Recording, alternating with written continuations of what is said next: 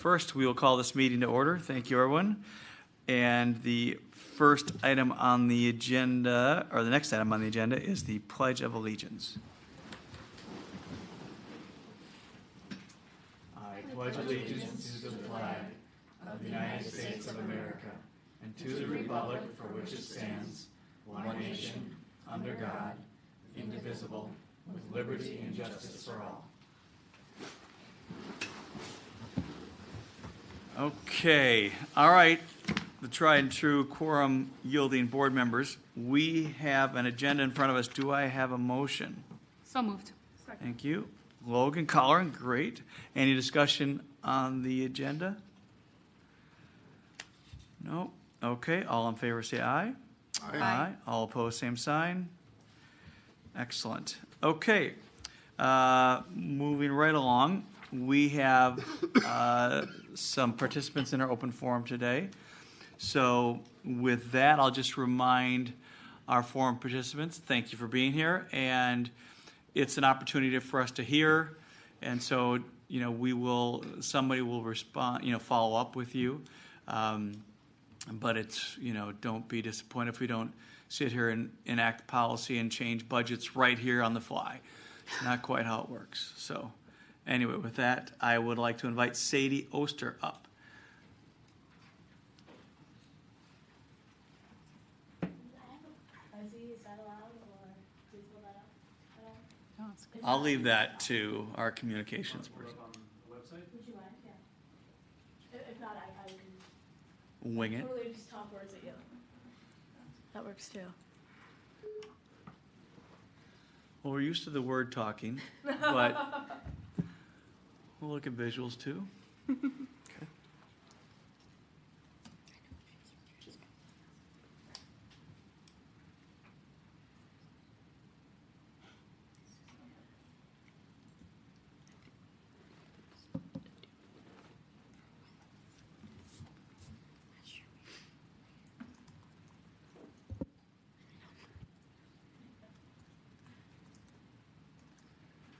We're not going to count this against the 3 minutes.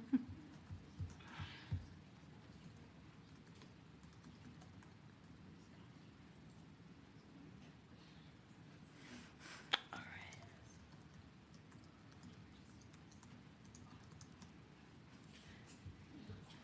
I'll try one more time. If that doesn't work, I'll just It's all stop. right. It's always fun to enter passwords 3 times. It's kind of. There's something on the end of that. There's a T on the end of Oh. org. Thank you. There we go. See, collaborative login. Collaborative login. All right. Well, then I will just. It's okay. That works. It's all right. You can feel free to send it to us later Okay. if you think that'll be helpful. That's fine. We'll do for sure. Okay. I am speaking right now on the subject of weighted grades. I have been discussing with a lot of teachers, a lot of personnel, a lot of students over the past, since February, basically. And I have come up with a proposal that I would like to present to the school board on how to fix the debate with weighted grades that has been happening in our District 4 as long as I can remember. What I want is the ability to request a weighted grade transcript the same way I can request a class rank transcript. Right now I can go to my counselor and I can say, hey, can I get a transcript that includes my class rank? And then I fill out some paperwork, say why I need it, and I can get it. I want to be able to do the same thing except have my weighted GPA included on that transcript. Now, there's a lot of reasons that a student could use this, and it's not just college admissions, because I do know that college admissions don't necessarily use weighted grades. They strip them down, and they put their own thing on it. That's not even what I'm discussing. I'm talking car insurance. I'm talking job applications. I'm talking merit-based scholarships, NHS admittance. There are a ton of reasons beyond college admissions, but there's also the idea of foreign college admissions. Personally, I'm looking at applying to a University of Montreal, University of Glasgow in Scotland, and since there isn't a good way to convert IB classes and AP classes, often foreign colleges will just take your GPA at face value, and I'm a lot more likely to get into those colleges if I can present them with a weighted GPA rather than an unweighted GPA. I ran a few surveys, preliminary surveys, to try and get a feel for what the school was thinking. And this is basically just Chaska that I've surveyed right now, but I also have a lot of people from Chan here.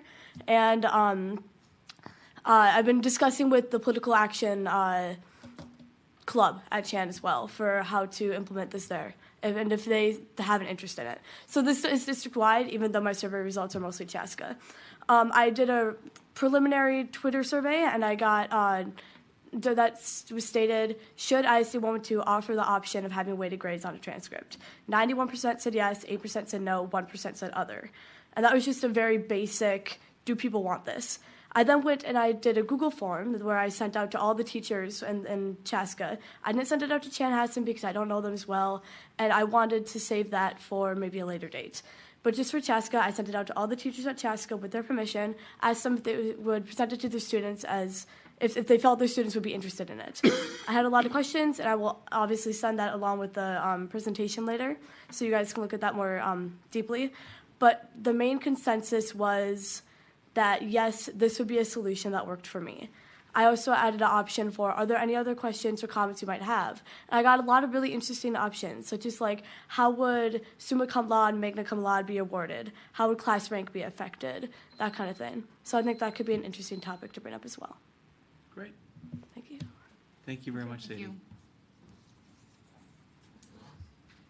All right, next, we have Gracie Groshans and Olivia Jackson.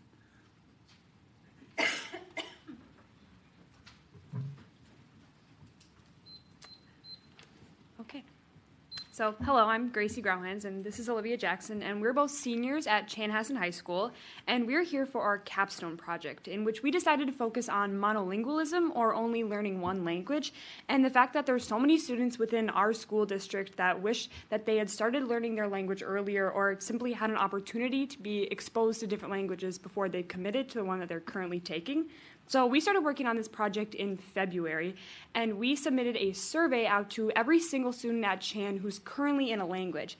And the results were overwhelmingly, they all came in that students at Chan wish that they would have taken their language earlier in their schooling career, or had an opportunity to explore different languages like French, German, or Chinese, or any other language that we offer before they committed to the one that they're currently in.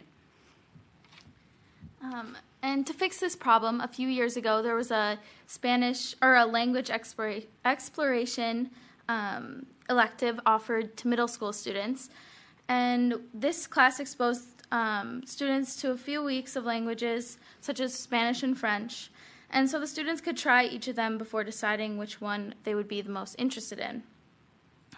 We would like to propose to the board to bring back this elective and even make it mandatory for sixth grade students, because bilingualism is such an important skill, as we'll talk about later.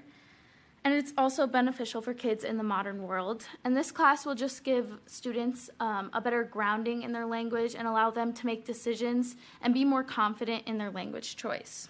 We also understand that Spanish is currently offered to sixth graders in our district, but after reaching out to counselors at the middle schools, we discovered that they actually do not encourage sixth graders to start a language that early because they believe that they are not ready. So implementing this elective back into the middle schools would allow them to be more confident in choosing a language and more passionate in the classroom when they do find a language that they are really that they really enjoy. Mm-hmm. Yeah, so throughout our capstone project, we've done a lot of research for our class, and we found that kids who speak two languages often experience health and cognitive and economic benefits through this, meaning that they are extremely attractive to employers because bilingualism is very needed in our world right now, and they're often likely to make more money, like besides their peers who only speak one language. These kids are better multitaskers, and that actually enhances their learning abilities due to the processes in their brain that they use to learn this language. And along with this, it's actually easier for younger kids to learn second languages because they use a different part of their brain when they're doing so. So introducing languages to kids at an earlier age will give them advantages over the kids who just start in high school to complete their graduation fulfillments by only taking 2 years. We also understand that this could cause some cost and scheduling issues, but we do believe that these obstacles we could overcome these obstacles and that the benefits really outweigh the negatives. Just because the kids will be affected not only in their language learning, but also in their education as a whole, just because of how many studies there are that show that kids who are bilingual score higher on standardized testing throughout the years. And they also just have a brighter future. They have it up in the world. Yeah. Yeah. So thank you for listening to us. Thank you. Thank you, ladies. Okay, so we will now move on to item 2.2, which is the recognition of our outgoing student representative, Haley Haas. So I don't see markings on the floor there, so I'm just going to freelance where I have to go. Right up to the podium. All right.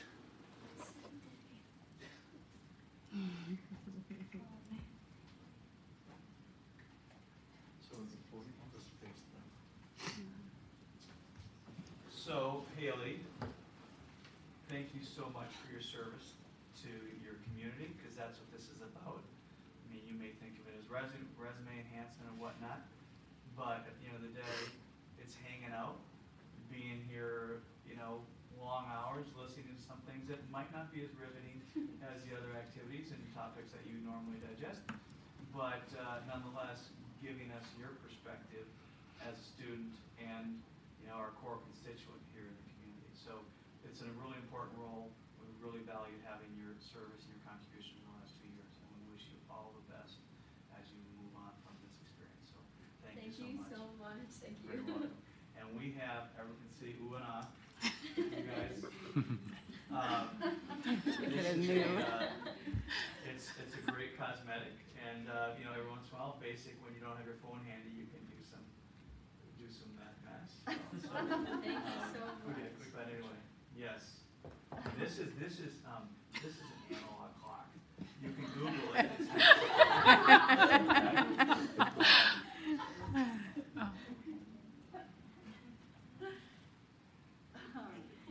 If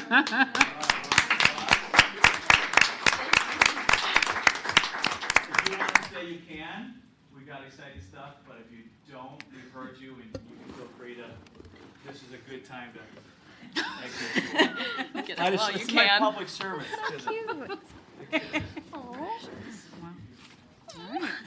All right. So, Haley, I'll let you, I know that's emotional, so I'm going to let you collect yourself. Yeah, I know. Anna, you can go with our next item, which is communication from student representatives. I will start us off. So spring's super busy. We've had tons of stuff going on at Chan. We had band and choir concerts this past week. The orchestra concert is tonight. And I think that combines Chan and Chaska. I had it on my list too. Oh, look at that. Perfect. And then we've had so many sports that have been hosted at Chan all the time, every day, multiple sports. I know last week we had our Metro West Conference track meet, but at the same time there were 2 capstones going on and a softball game and a baseball game all at Chan, which sounds busy, but it's a lot of fun because you get a really good student turnout when that happens. So we had a lot of kids that wouldn't normally check out those events that did. So that was a great opportunity. But then along with sports, we have softball sections this week. It's at EP. But we're ranked 2nd in the section, so that's really exciting for those guys, and they're looking forward to that. And then baseball, they're at a winning streak of 11 games, so that's up from the last time I reported on that here.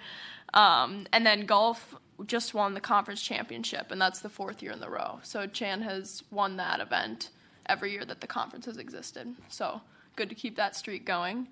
And then just like a little fun tidbit is we've had tons of tours going on. We have a team, Storm Ambassadors, there's 35 of us. I've given 10 tours in the past month.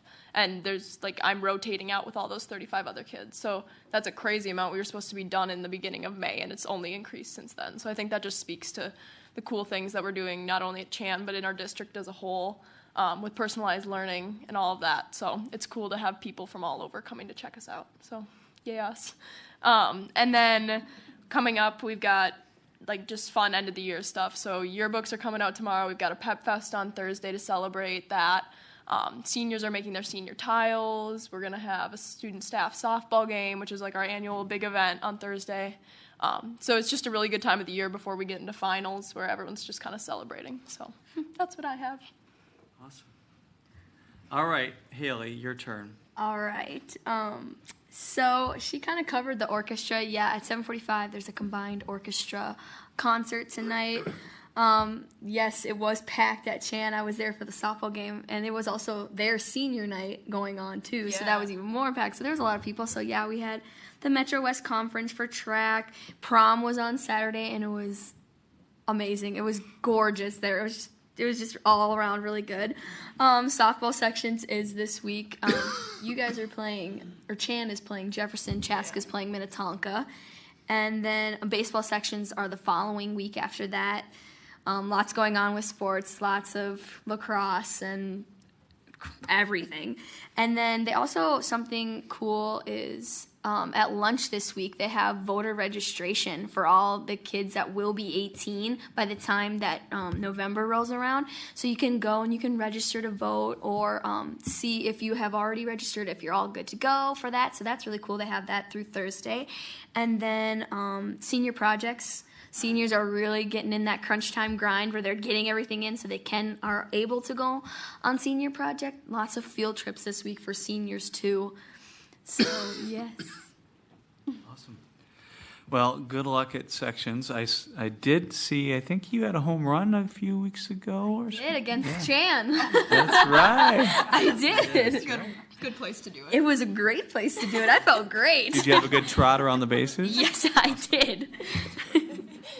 Awesome. Well, good luck with your final weeks and days. Enjoy it and smell the roses because life gets a little different. By fast. You go from top of the totem pole to the bottom. So I know. It's a cycle. yes, but we trust you'll do well. Great. Well, thank you for all that. So we'll move on to 3.0, the consent agenda, standard stuff. First, I need a motion. So moved. And a second. All right, Berg and Logue. Any discussion? We've got some field trips and requisite payments and personnel items and such. Standard stuff. So hearing nothing, I'll call it to a vote. All in favor say aye. Aye. All opposed, same sign. Great. We have a consent agenda. Moving right along, 4.0, recommended actions. The resolution relating to termination and non-renewal of probationary teacher. Dr. O'Connell. You bet. You have that resolution in front of you, and it's relating to the termination, non-renewal of teaching contracts of the listed teaching staff for the reasons listed. Those reasons are uncertainty in funding, for example, like Title I, the return of the regular teacher to the classroom, like long-term substitutes, reduction of contracts, lack of full professional licensure from the state of Minnesota, the discontinuance of a position, and failure to meet the professional standards of the district. Per statute, we need to notify the teachers before July 1st. Some of the names on the list will be rehired as they are the long-term substitutes for instructional coaches. And you know that those are 3-year positions, but even though the instructional coach position is typically a 3-year position, the long-term substitutes filling in those positions are hired 1 year at a time. So we release them and then we hire them back. Other teachers on the list may also be rehired as funding becomes known, like Title I, and as principals determine the staffing needs. So we're pretty far along in that staffing process, but enrollment continues to go up, and that's a good thing for us. And so then we'll be hiring back some of the teachers that we're letting go. Process-wise, these teachers have been notified previously by the principal, and this week they will receive the letter from the district. Administration recommends approval of this resolution. Great. Thank you, Dr. O'Connell. Do I have a motion? So moved. Thank you. Second? Second. All right, Collar and Logue.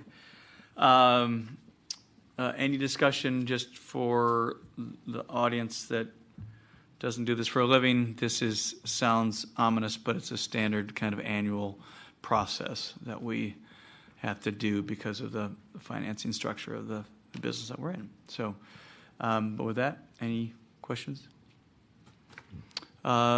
Is there anything different this year, Dr. O'Connell? I mean, this looks like a fairly same size of group and seeing? Yeah, it is. I think there's about 50, 55 names there, and quite a few of them, actually 22 of them are long-term substitutes. Okay. Okay, so we have a lot of those with our instructional coaches and, people on leaves. Some of those people are coming back. Some of them are, have decided to, retire or resign. And so the largest number are long-term substitutes. And then another large number in the group are like the Title I folks that are probationary. We lay all them off because we wait and see what the funding's going to be. And then as we see that, then we hire those people back. So those are the two largest groups. Perfect. Okay, thank you. So with that, it's a resolution, so we have to do a roll. So, So when I call your last name, please answer with a yes or a no. We'll start with Berg, Yes. Colleran, Yes. Logue, Yes. and Klein. yes. The resolution passes. Okay, great, thank you. Great, thank you, Dr. Connell. Okay, moving on to section 5, our report section. So, communication department update. The bearded one, Brett. Thank you. All right. Good evening, board members. Thank you for this opportunity to speak with you, as I've been doing now for a few years, coming to you annually with an update of activities in the Community Relations Department. I brought my staff with you, who I will introduce because they're going to help me present tonight. Every year I sometimes wonder, where did the year go? And then this point comes along and I can recap with you exactly where the year did go. So we will get started. One of the big things we've been working on for a while is our district websites. We had a major update to them. And one of the things that we did, we were able to hire a half-time digital communications specialist. And actually, there was no additional cost to do that because when we got rid of the old website, the fees for hosting, we recouped that because we built our own website. And so we used part of that money and a little bit from my budget to hire Lauren Stovern. And Lauren is half-time with my department, half-time with Community Ed, and she is the daily manager of our website. She supports school secretaries who are managing school websites, and she sort of combs through and cleans things up, and she's the mastermind behind making sure all the spelling errors are corrected. So I will introduce Lauren, who can give you more information about what we've been doing with our websites. Lauren?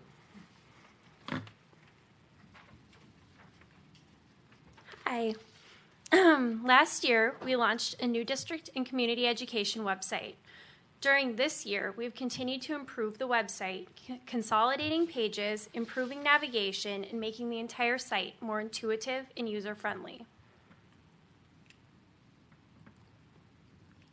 In addition to the 800,000 visitors to our website so far this year, we have had over 1.3 million page views. We have an average of 2,500 visits daily to our website, with the highest amount of visits occurring in August and May. With this kind of traffic to our website, our goal is to keep all sites updated daily. Some of the top destinations to the district website are current parents logging into Empower or looking up a school lunch menu, prospective families who want to learn more about our district, community members interested in news about our district, staff members using the website as a portal to the Insider or Infinite Campus, and also outside individuals seeking employment with our district. An issue that has received a lot of attention in the last year is accessibility. We have spent a lot of time making our website more accessible for people with disabilities. We've been working on this daily for the last 9 months.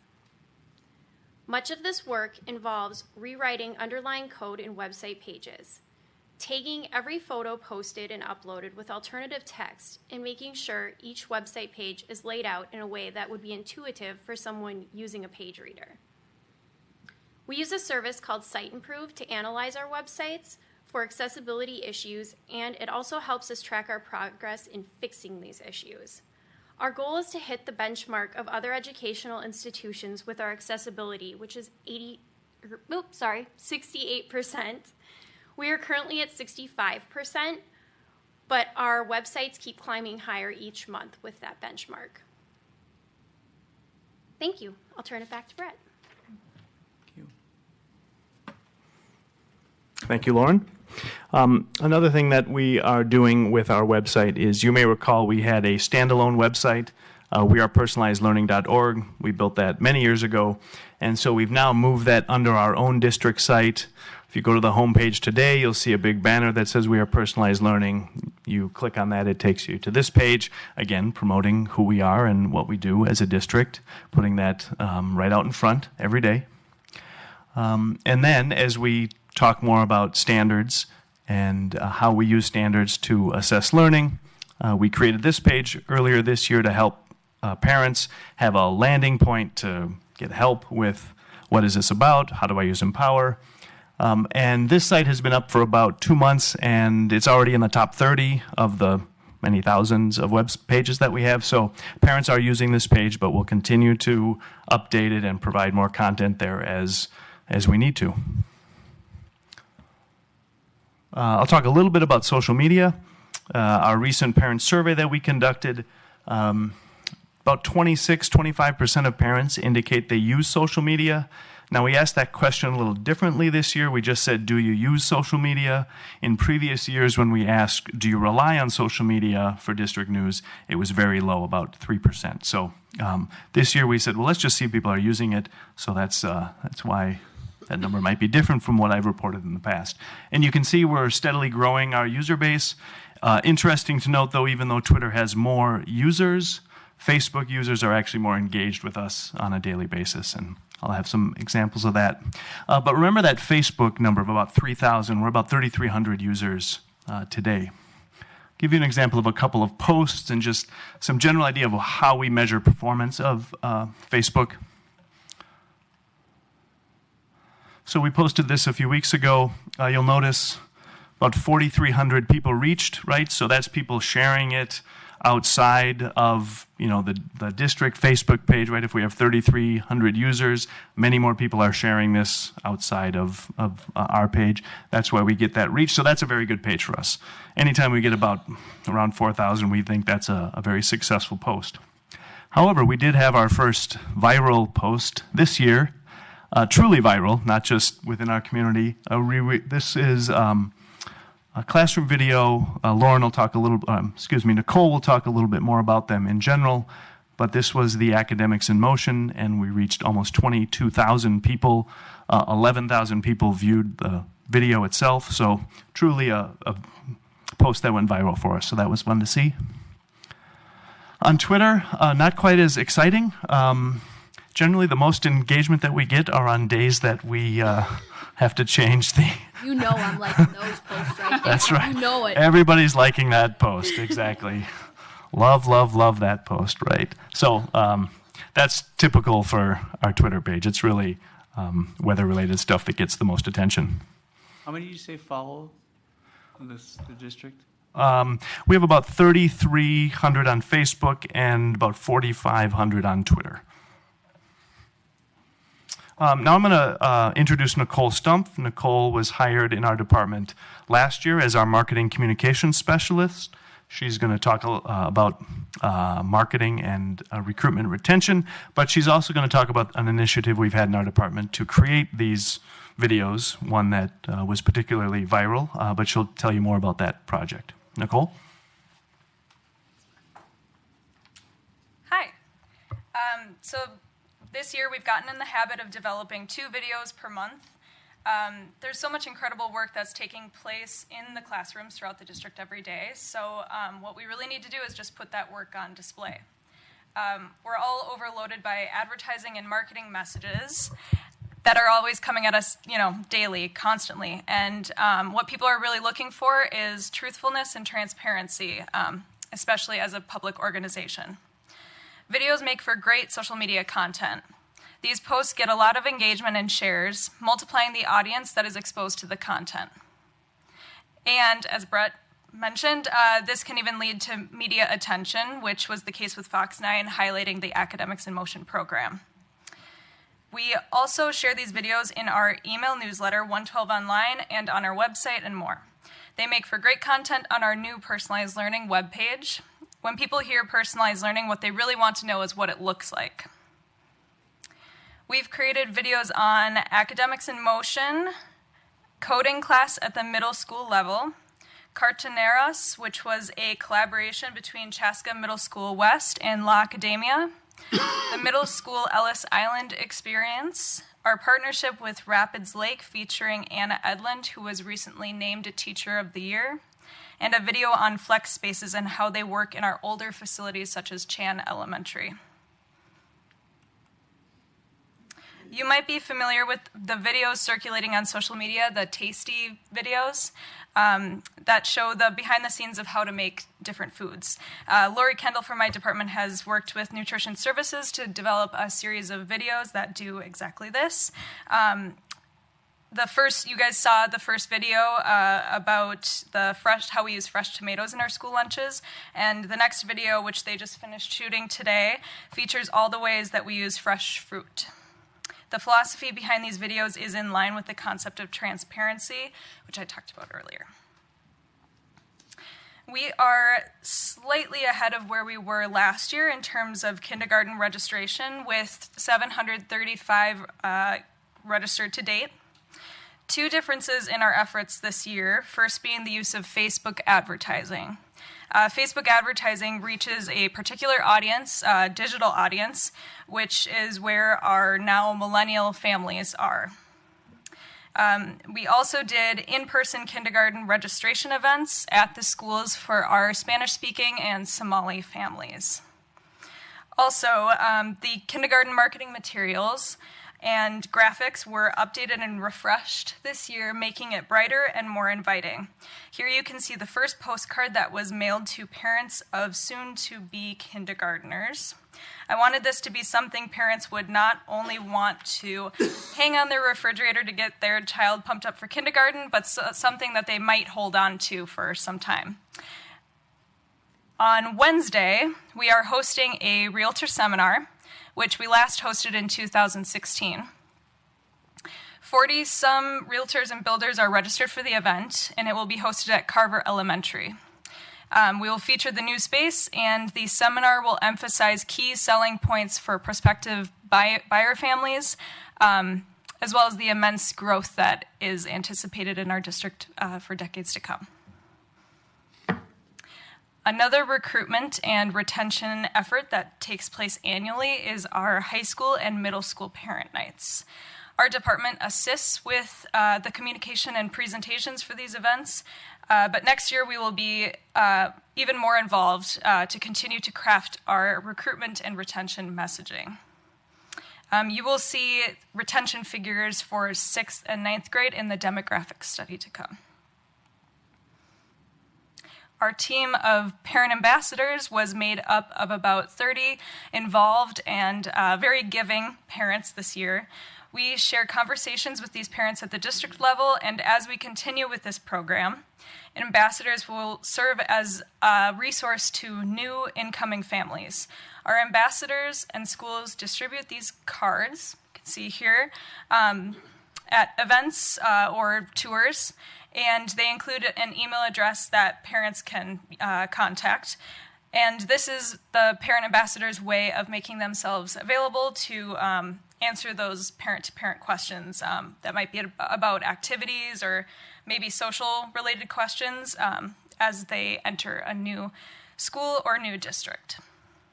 With that, I'll pass it off to Brett to talk about our department's contribution to our communication around the change in lockdown procedure. Thank you, Nicole. So just briefly, I know you're aware of this information, but when I look back on the year, this took up a lot of our time from about September through December, working with the district emergency management team, working with principals who are in turn working with their staff to prepare their staff for our new lockdown procedures, and then it was rolled out to students and families this spring. When we conducted our recent parent survey, about 84% of our parents said they felt they were adequately informed about the new procedures.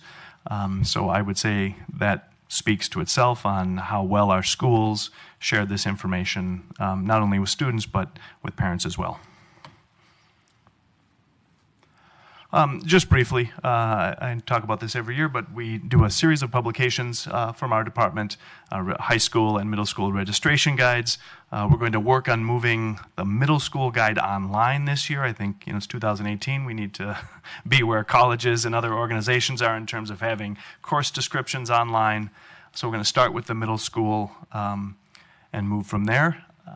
We also do a school report 3 times a year. That's the thing that goes out to the entire community. 112 Online, we publish usually after every board meeting the week of. We have about 19,000 families or individuals we send it to. That's an increase of 1,800 from last year, and our open rate is 36%.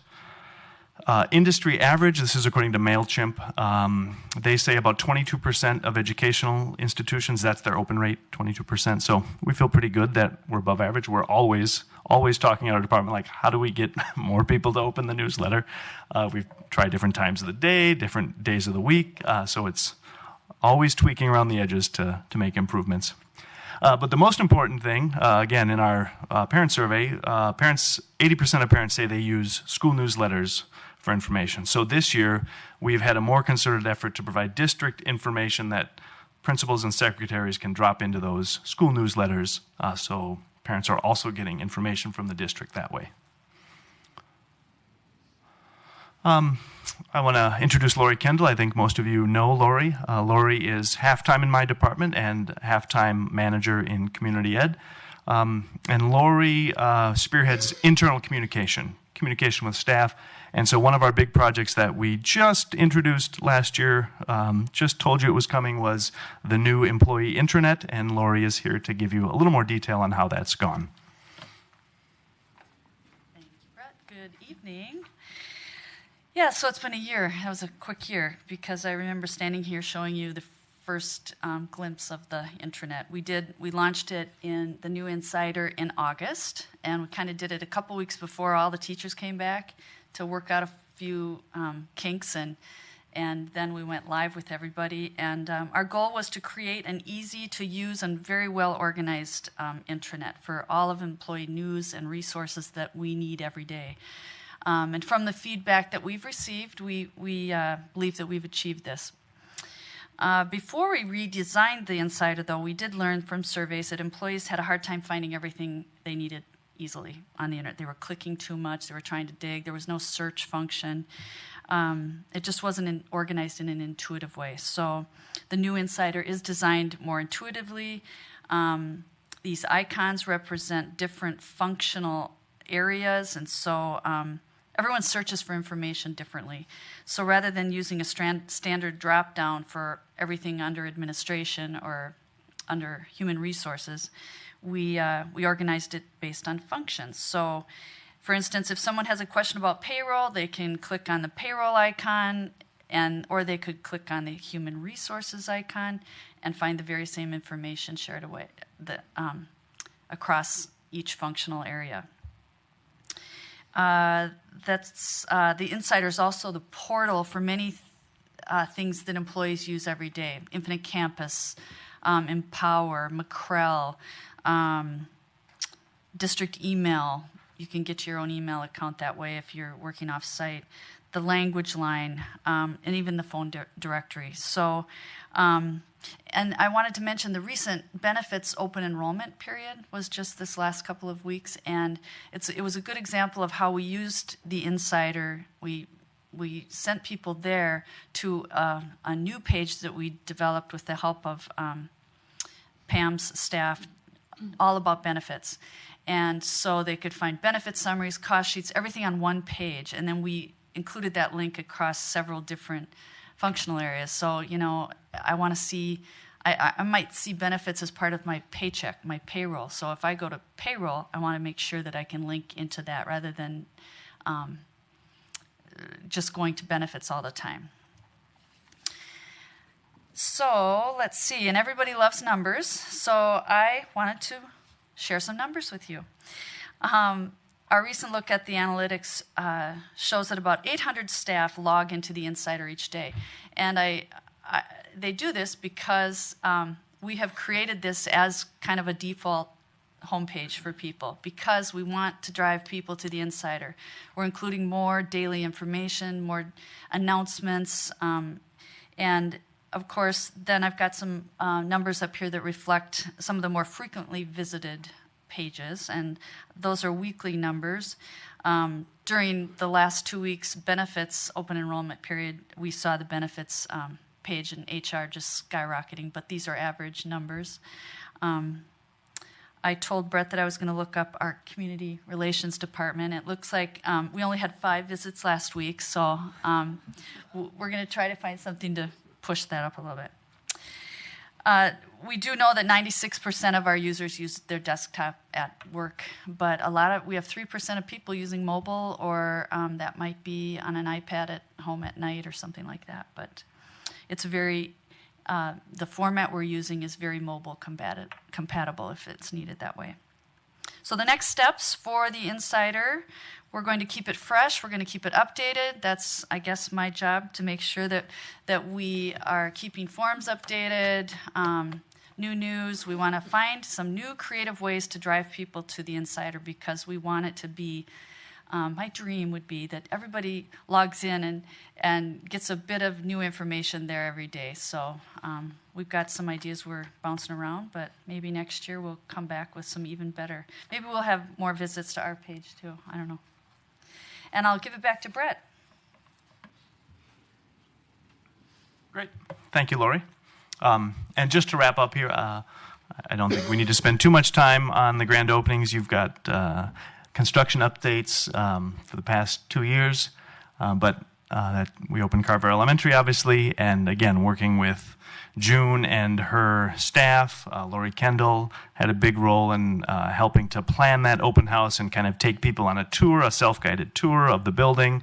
When they came for that open house, we were very surprised. I remember talking with Clint after that open house of how many people showed up.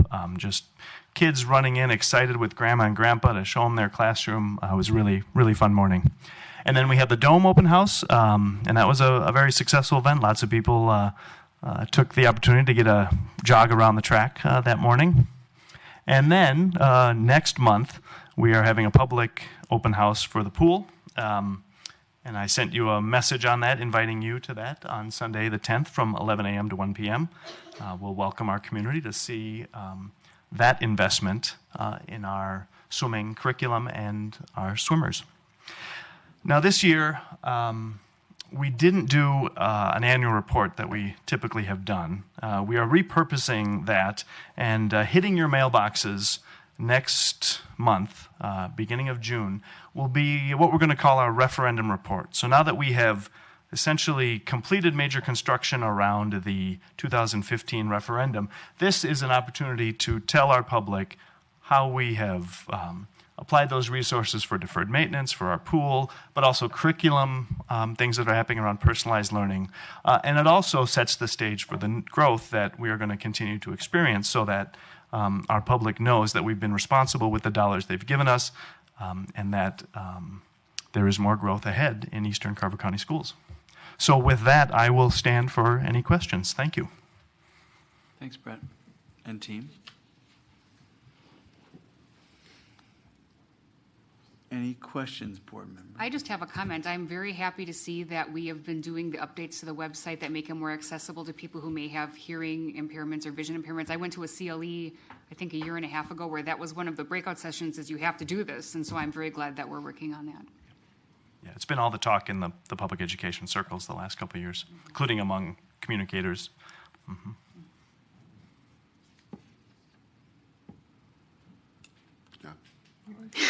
Thank you. You're welcome. On this, so you don't have a sense for what's been the growth? I mean, with Facebook, you talked about the general numbers in terms of followers. What was that a year ago for Twitter and Facebook? Let me see if I can get to it quick here. So looks like we added about 500 to 700 Facebook followers over the past 2 years, and Twitter has been about 1,000. Is that right? Yeah, about 1,000 over 2 years. Is that just who's following the district? Is that who's following? We have all this. Most of the buildings have their own. Right. That's just for the district level. Okay. I'd be curious to know what, just from a parent engagement standpoint, how much. We could track growth on, I could send that to you separately after this meeting. That'd be. It's pretty easy to pull up. Curious to know what the level it is and how that's growing, and I mean I do. I hear more and more people talking about it. So I'm, and again, I can envision why Facebook has better engagement because it's a more interactive tool. But I would think Twitter, in terms of a broadcast medium, would be pretty effective as well for people. So you've got accessibility, you've got social media. What's the focus for next year? What are we going to hear about in a year? Well, I think we've got to stay on top of this growth that's happening in our community. I've been looking at the presentation Nicole's putting together for realtors. You don't know offhand what the growth. 60% by 2040. So our school district will grow 60% by 2040. So we're looking at some pretty significant trends that way. So I think just telling our community that story is going to be important over the next year. And that 60% comes from what, Nicole? Is that the Met Council? Yep. And we are in the process of doing an enrollment study, and we'll be finishing that up. We're doing some training right now, so that's something that will be coming to you in June with more specific on those numbers and kind of what the outlook looks like for us here in the next. Is that the? I know we selected. I can't remember where. Davis Demographics. Right. Yep. So that's the enrollment study is the new kind of demographic. That kind of pulls it all together in a software system that allows us to kind of manage that a little bit easier moving forward, kind of more real-time access to that information. And they've done a lot of work in our community with cities and developers and so on to kind of identify where those pockets of growth will be and where they're likely to continue. And I'm sorry, what's the timing on that? Is that going to be ready next fall? Well, the study we'll present some of that information to you in June. Okay. Awesome. Yeah, I mean, I think, it's great to see the team. Nicole, Lauren, Lori, thanks for all your help. I mean, communication matters. I think we've seen that we've got in our surveys, we've gotten better, improvement, we're on our communication, but I think you can always do better. And so I think it's, the website, I mean, to be curious to see what kind of apples and oranges a little bit to see what the engagement on the website has been, but the trends in terms of the page views, but I would guess it's quite a bit higher than the previous year with the website redesign. It's hard to say because our previous website had so many web pages that when we went to the new one, we I think cut like 60% of the page content down.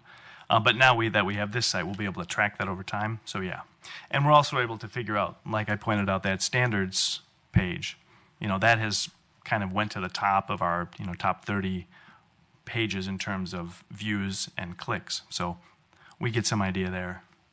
So with the new website, is it a lot easier for you to publish?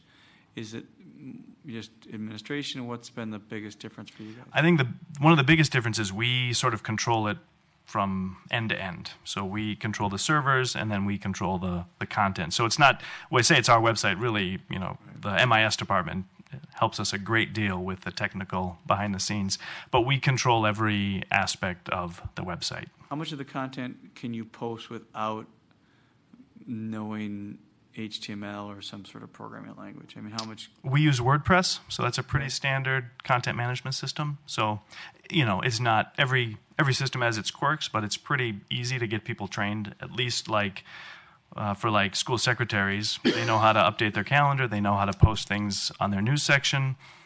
That's pretty much all that you need to do, really. We have some, of course, that are more, want to dive in and learn everything, and that's fine, too. Mm-hmm. Great.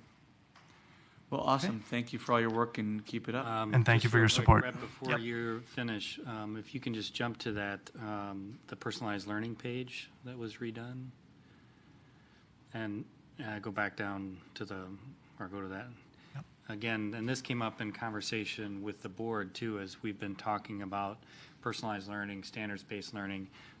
And I think, Fred, you even mentioned this. We do have a glossary and terminology section to help put all those terms and define that, to give a little more background information on the things that we're talking about throughout the site and throughout our school. So, again, that was some feedback we heard both from parents and both from you as the board, that they did a nice job of including that in the information. I think in terms of what's ahead, we've been working with teaching and learning on Empower and standards-based grading, standards-based learning. We'll have a big push in the fall on some updates to Empower that hopefully will make that system more intuitive for parents to use, and just more understanding about how we use standards-based grading. Great. Okay. And then one last question. On the videos, you said 2 a month you're trying to do? Is that right, Nicole? And do you have, who does, I mean, those can be pretty, you're doing all that. You're doing the editing, production. I usually call upon one of them to help me with footage, but then Okay. do the editing and publishing. That's great. I mean, I think those have been helpful. The more we can get those out there. I mean, I do agree. People love just to get little snippets of what are the kiddos doing, and I think to the extent we can communicate how that's different, right? Because we've seen through our various experiences some of those things, and they're pretty meaningful, and that's why Anna's so busy, you know, not studying for AP exams, but giving tours. So, so anyway, thanks a lot, All right. everyone. Appreciate it. Thank you. Okay, Dee Dee, I know you've been chomping at the bit to talk about facility rental fees. Thank you. Whoops, sorry. Okay, so as you know, the district encourages the use of our school facilities by both internal and external groups. The district's facilities department, made up of Lori, Nicolette, and Sue, they schedule the facilities and the athletic fields and make the reservations through the district website. The website includes information about availability, rental rates, indoor space and outdoor space, and group classifications. With the construction of Carver Elementary, the Eastern Carver County Athletic Center, and the Pioneer Ridge Middle School pool, it became an opportunity for the district to review the facility rental rates. District personnel reviewed the rental rates for neighboring school districts. With the exception of a few long-term contract agreements, the district has not increased rates for nearly 10 years. In your board documents, you saw a chart that listed the proposed rates as well as details on the determination of the 4 categories for rent. For just a quick review of those 4 categories, Category 1 is Eastern Carver County school programs or school district-sponsored programs. Category 2 is nonprofit organizations headquartered in the school district, and 75% of the participants live in the district boundaries. Category 3 is non-profit organizations headquartered outside of the district boundaries, and the 4th is for-profit organizations. So in the chart that you saw in your board documents, I want to make some comments on some notable changes. First of all, increased the prices for the grass fields for Category 4 by $30. This is to align with other neighboring school district rates. Increased the gym rates to align again with other school districts in our neighboring districts. The pool rates between Pioneer Ridge Middle School and Chaska Middle School East, the differences are due for a number of reasons, which I'll go over. So the size of the pool, Pioneer Ridge Middle School pool is 8 lanes. Chaska Middle School pool is 6 lanes. Square feet, Pioneer Ridge Middle School pool is 1.5 times larger than Chaska Middle School East. Additionally, there's a separate diving well from the pool. This increases the cost of operations. And finally, Pioneer Ridge Middle School pool can hold 300 more individual spectators than Chaska Middle School East. And finally, you'll note some rate changes on the Eastern Carver County Athletic Center. This was the first year that we had the Athletic Center open, so some of the items that we've changed, most notably is the batting cages. We increased that to more of a market rate, what we saw elsewhere. So I didn't put the chart up here because I knew nobody in the audience would be able to see it because I knew there was a lot of numbers. So what I tried to do is show you what the current rates were, the proposed rates, the difference in dollar amount and in percentage. So with that, we would be asking the board to approve the rates at the June 18th board meeting. And then if so approved, we would include them in the 2018-19 budget. And I'm happy to take any questions. Board members, questions? Yeah, I have a couple questions. I'm surprised that the cost to rent the pool, like the entire pool complex at Pioneer Ridge for an hour, is so much more than it is to rent even one field at the Dome. And I'm wondering why the difference. So much less, you mean? I mean, no, it costs more to rent the Dome for an hour than it does to rent the pool. okay. If I said it backwards, I meant it the other way. Okay. But because my understanding is the pool is one of the most expensive things that we could possibly have to operate, but the rate to rent it is so much lower than the Dome, and I'm wondering why the discrepancy. We didn't exactly take all the rates of how to operate and divide by it. We looked more at the market rate and where also our participants would be willing to pay as well. We took even a little flack on doing what we did here for Pioneer Ridge, to be honest with you. For making it as like that it That was we did. high. Yes. Oh. We did. Just tell them what the lacrosse and soccer players pay. Every group has a pressure point, so yeah. So are the rates for the athletic center then in line with what other owned facilities are charging, and then the pool rates are in line typically with what other? Okay. Yeah. I'm still surprised by that, but okay, that makes sense, I guess. Yeah. I'd have to go back for sure on the pool to find out exactly, but we were so low in that area that we did raise it. So to be saying is it exactly at the same point as the others, I'd have to go back and look, which I could do before the next meeting. Okay. I was also a little surprised that the rate between a Category 2 versus a Category 4, that there isn't more of a difference in the price, because the Category 2 people are like local clubs and things that where they are taxpayers in the district, and we're all paying for the facility having been built in the first place. So I guess I'm just surprised that there isn't a larger gap in the fee for a Category 2 person versus a Category 4. So are you talking at the athletic center? Well, or any of them. For the pool, there's only just, the difference is $30 between a Category 2 and a Category 4 for the East pool. And I guess I would have thought that there would have been a bigger difference in price for someone who is kind of like a district activity versus an outside activity. I think in some categories there are. So for instance, you look in classrooms, it's $10 versus $100. So, again, I don't know if Sue has any comments on this, but we did look at the other schools, and they do have similar categories where they break it up by profit, nonprofit, and for-profit groups. So, all right, good questions. Other questions? All right. Well, I know this is hard because it's all coming out of the same wallets, right? Just different forms, whether we charge them in tax dollars or we charge them in use fees, right? Right. But one question I had on the athletic center, the Dome.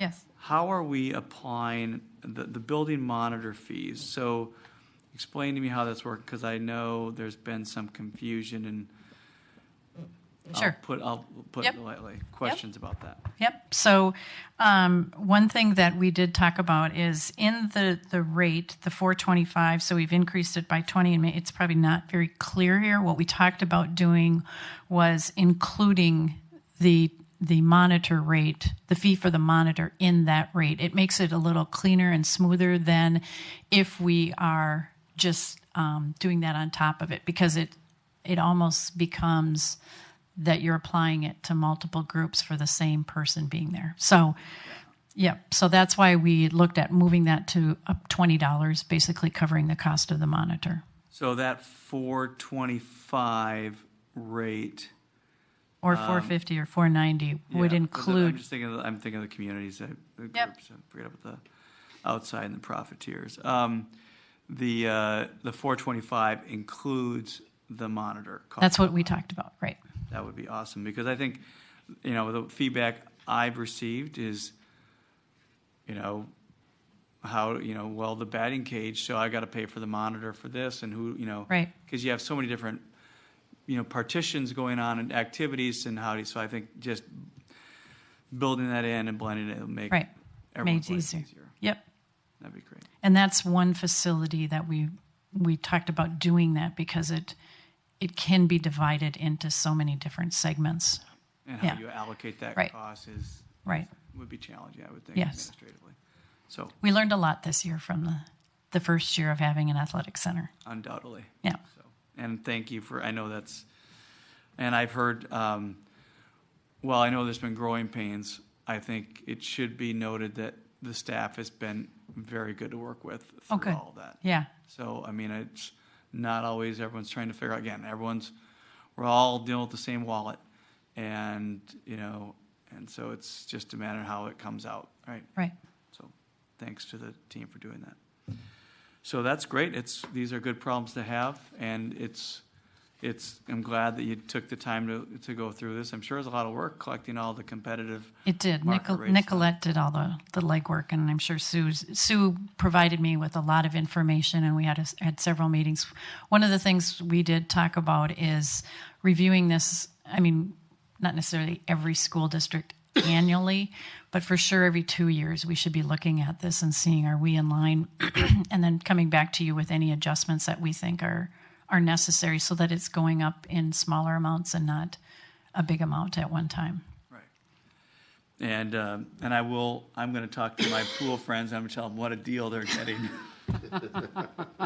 If they're concerned about their fees, they can go try to run on the turf in December. Anyway, so thanks a lot. This is great. I'm glad we have these facilities and we can have these discussions. All right. Thank you. Thanks, Dee Dee. All right.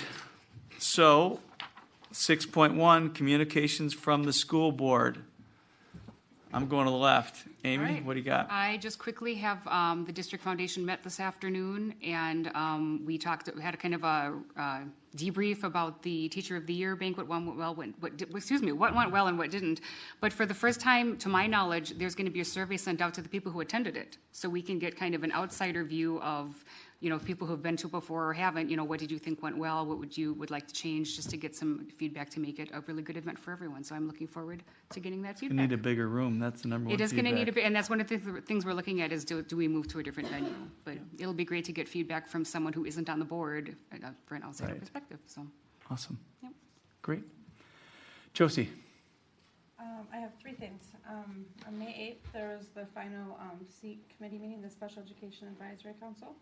That was our final meeting, and we talked about personalized learning and person-centered learning for kids, and also lockdown procedures for kids in need, and if they have that covered.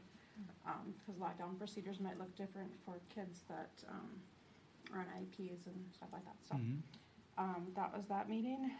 May 10th, we did the board instructional rounds. We went to Chan Elementary, Chaska Middle School West, and the STAR program, so that was good to get in the buildings. Tim and I we went to Chan Elementary. And Middle School Then Lisa West. joined us at the Middle School West. Right, yep. And Lisa and then I went to STAR program, so it's good to see good things going on in our district. May 15th, I was at Jonathan Elementary. They had Google Expedition there. So Google came and brought these selfie sticks for kids to use in the media center, and there was a lot of classes that actually were able to use it, but basically the kids were able to use a selfie stick, and they were able to all of a sudden see a tornado or a hurricane come up on the iPhones. And it was kind of cool because they were so excited about it, and it was just, you could see the inside of the tornado, and it was just really a good experience to see these third graders get all lit up about seeing a tornado on an iPhone. So it was cool. And Google Expedition, actually, they went to Chaska Middle School West as well. So they actually had an opening for that, so I think they went there as well. So it was good to talk to them, and it might be a good opportunity down the road to have a set for the district as a whole. Kids are excited about it. So that's it. Awesome. Thank you. Nothing for me. Nothing for Mr. Fred. All right. Yeah, I hadn't done been able to do the tour or whatever we want to call it, but that was, it was helpful. I'd love to do that some more. I mean, I know it's an imposition, but I think that's a great my takeaway was, wow, this is awesome. It would be neat just to spend a little more, there's so much you want to get your arms around when you go into these buildings and see what all these people are doing, right? The staff and the teachers are working so hard to make, these learning moments, really effective and engaging for the kids. So it was great to see that. I missed the retirement thing, so I assume you'll talk about that.